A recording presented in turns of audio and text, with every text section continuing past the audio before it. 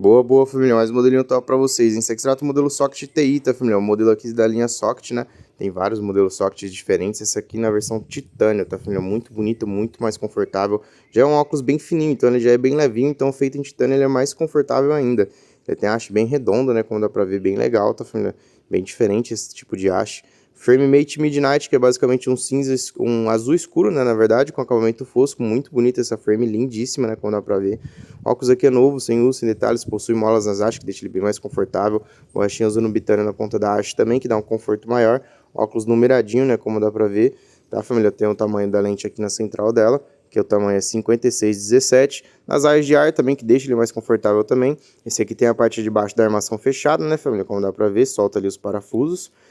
Lente aqui é uma lente de descanso originais da Oakley, né? Então vai ficar até do próximo dono. Mantê-las ou colocar uma lente de sol, uma lente de grau, tá, família? Modelinho top, só pegar, usar e ser feliz, e ainda acompanha a bagzinha HD ao custo e a caixinha custo.